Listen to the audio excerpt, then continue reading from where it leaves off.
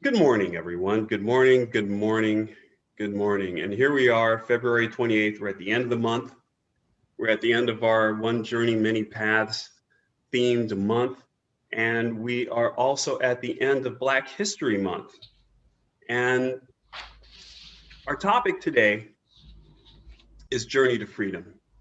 And it's a bit of a cautionary tale, um, but there's a happy ending, so stick around for that.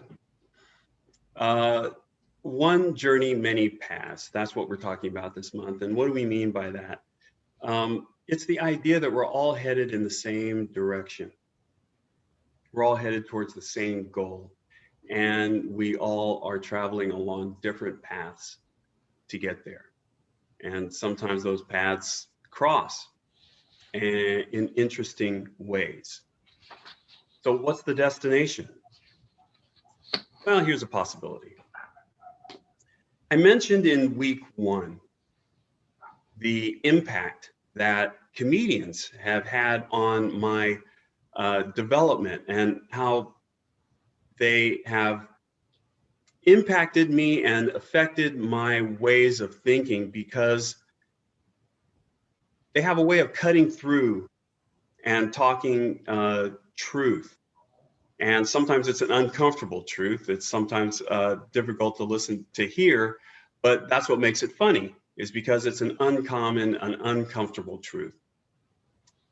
And in 1989, Chris Rock famously said this regarding Black Christians.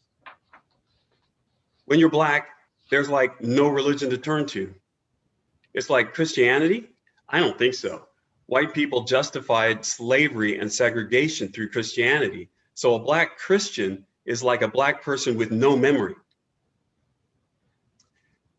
Now, he said this as part of his comedy routine, but it took me, I took it to heart because as I heard this many years ago, I was just kind of beginning my spiritual journey. And that journey had initially taken me away from the church in which I grew up in and off into the unknown. And I was asking big questions in my life. Am I an atheist? Am I agnostic? Am I a Christian? Am I a Taoist? What am I, a Buddhist? What am I? Who am I? And asking these great big questions, I eventually found religious science and mind. And I began to dive deeply into its teaching. And I was very excited when I found it. And it gave me a whole entirely new way of looking at the world, of looking at and thinking about God and the universe and my place in it. I found a truth there that I could believe in and use in my life. And I felt so happy and lucky that I found it, that I was overjoyed, and I just dove into the teaching head first. I was happy and lucky, and I have to admit, a little proud. I was proud of myself that I had found something that I could believe in, that I could latch onto, that I can test and actually worked. I was proud to find it. And that pride led me to something that happens that's an interesting thing when we find a new truth. We find a new truth, and then we take that old truth that we used to believe in and discard it. And not discard it with a thank you, but discard it with a how could I have ever believed that? And we chuck it. And so that creates a kind of a sense of arrogance in me about the truth that I found and the truth that I left behind. And all the while, there was something about that quote that just rang true to me, because I felt very good and strong about the truth, the new truth that I had embraced and found.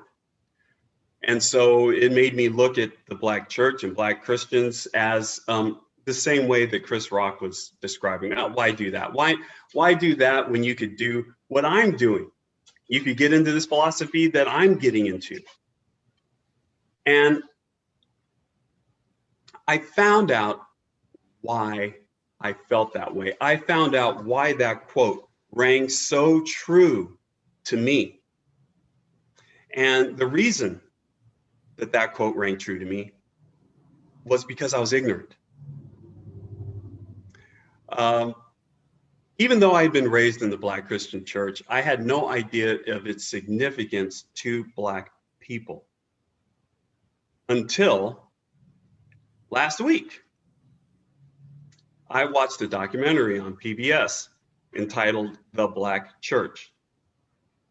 And I recommend it, highly recommend it for anyone to watch.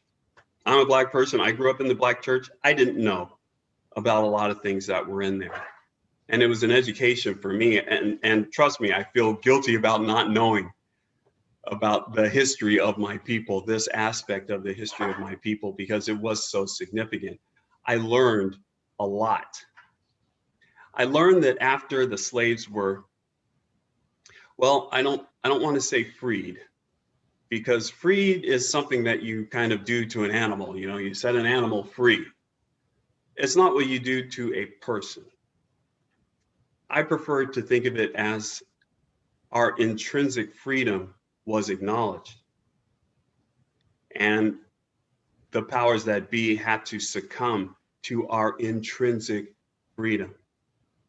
So it's only setting a wrong right. It's not just a change, it was a massive correction. So I learned that after the slaves were emancipated, we as Black Americans had nothing, zero, and probably less than zero, because we not only didn't have any skills or, well, we had skills, we had great skill, but we didn't have any money, any political clout, or any representation. We also had contempt. We were now free in a society that either wanted to re-enslave us or send us out of the country. So our options were few. But even though we started off with such small beginnings, we pooled the money that we had, what little money that we could make. We broke off a chunk of that and we put it all together. And the first thing we built was a church. The very first investment of Black people in themselves was to invest in a church, to build a church. And the basis of our faith, you know, some may ask, well, why Black Christianity? Why Black Christians? There were people practicing Christianity. There were slaves that were practicing Christianity before the emancipation, praying for deliverance, because that's what God does. God delivers. And their prayers were answered. If you can imagine praying for God, praying that your situation changes, praying to be released from this unending torment, and then having your prayers answered and you are released. So it was an actual true deliverance. And that is the basis of the faith, the Christian Black faith. So we took that faith and used it to invest in these churches and to build these churches up. And they weren't only a place to worship God. They were a place where we were taught to read for the first time, where we learned how to organize ourselves, where we learned what the power of our money was, where we could band together and gain legitimacy as a people. It was a place where we could celebrate and get married. It was a place that gave birth to our greatest thinkers and leaders, not only in Black history, but in American history. Some of our greatest leaders. It's where our American dream took root and started to grow. I mean, there was so much stuff that I didn't know, and so much stuff that I didn't respect because I didn't know it. And so out of my ignorance, I had these ideas of, Black Christian, why would a Black person be Christian? Well, the question isn't why would a Black person be Christian?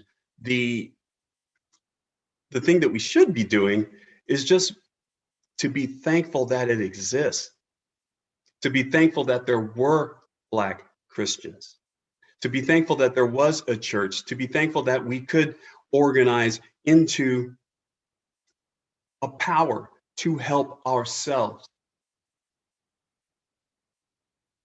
It's an amazing story. And I really encourage you to watch the documentary, and I'm really not doing it justice. But the conclusion that I draw from all this is that in my ignorance and arrogance, I held one path above another.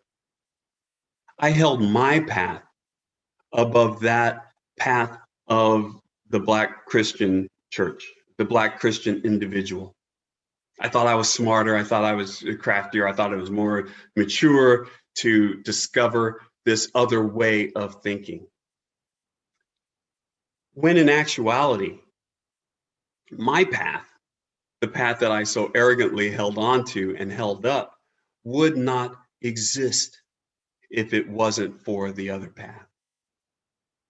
If it wasn't for the work, the strides, and the hard work, and not just philosophical rhetoric. This is real, roll your sleeves up, get dirty, get your hands dirty, and get in there and build something from the very beginnings, from the ground up. Build something from nothing.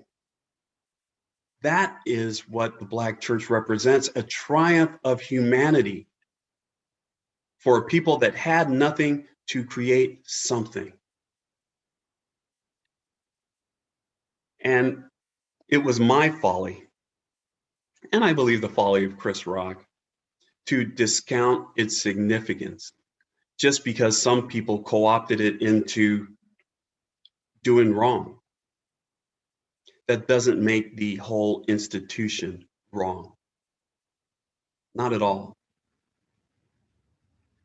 So I want to leave you with some homework. This brings us to homework. And I learned a valuable lesson. And it's part of your homework. So number one, be on the alert for prejudice. Now, this is a bold thing. Be on the alert for prejudice.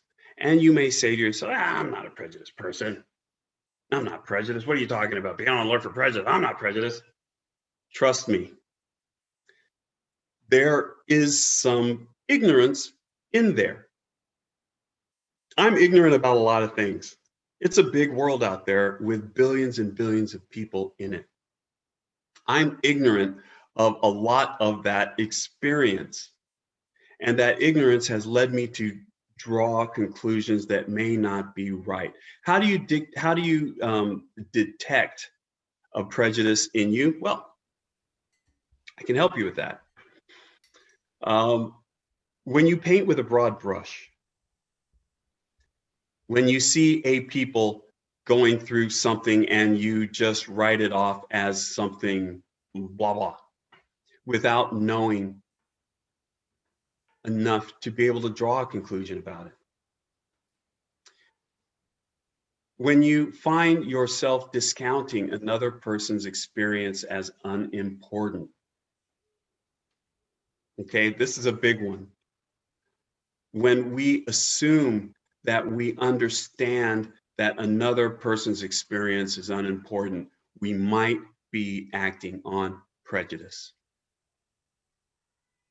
When we look at someone else's suffering as self-induced or foolish, we might be acting and thinking out of prejudice. And look, this might be in a group that you're already in that you think that you know. Look, I'm Black. I went to Black church. I did not know these things. And I was just as prejudiced as somebody else sitting on somebody else that's not Black, looking at the church, drawing conclusions. You know, I'm not immune just because I'm Black. I'm not immune to ignorance. So I encourage you, set up a detector in your mind when you're jumping to conclusions like this based on very little actual knowledge, then boom, you found a prejudice. And please, please, please, once you find it, and this is very difficult to resist the urge to do, but don't feel guilty about not knowing what you weren't taught. Don't feel guilty about not knowing anything about this subject that you thought you knew about. There's nothing wrong with shining a light of truth on our ignorance, shining a light of truth to learn about what we don't know and what we don't understand. That's how we grow. So don't feel guilty. Take action. And that's the next part of your homework. Once you identify an area that you may have a prejudice about, make a point to learn something about that path. And that is a path. There are many, right? If you find yourself ignorant of a certain path, if you find yourself prejudging, then go out, watch a documentary, talk to a friend that might be going through the same thing, or that might be involved in the same organization, or that might have some insight into this journey that you want to find out more about. Go to YouTube and do a search. Educate yourself. Be open to listening and be open to learning. And at the same time, be open to share, because someone may come to you curious. You may hear some prejudice in someone else. Someone may come to you and ask you about your condition or about the group that you're in. Be open to share the fullness of yourself with someone, to share the fullness of your experience, the truth of it, with someone who's curious. I have a very, very good friend who is Caucasian. And with the Black Lives Matter emergence last year and the tragic murder of George Floyd, Black injustice and systemic racism has really been talked about like never before. And as such, my friend is watching all of this unfold, and he's amazed that he didn't know that this stuff was going on. And he felt guilty about not knowing. And he also felt guilty about asking me about it. And I'm more than willing to share about any part of the Black experience from my view that I can share. I'm just happy that he's asking. I'm happy that he's curious and he wants to know. And that's how we grow. It's not by saying, oh, you know, I feel really guilty. Oh, I should know this. Oh, I'm a terrible person. No. We've done a terrible job in this country of educating ourselves about America, the good and the bad, and the ugly of America. We've done a terrible job here as Americans in teaching our children about that. And so, of course, we're not keyed into it. And there's things that we don't know, no matter how well-intentioned you are. So take the pressure off of yourself. Just what we want to do is we want to fill in the gaps in our knowledge with actual facts instead of papering over them with prejudice. We can honor each other's path and bring us that much closer to the world that we want to live in, to the destination that we are trying to get to. And that's a place of peace, of love, of respect, and ultimately, freedom. Thank you. I almost forgot. Let's take that into prayer.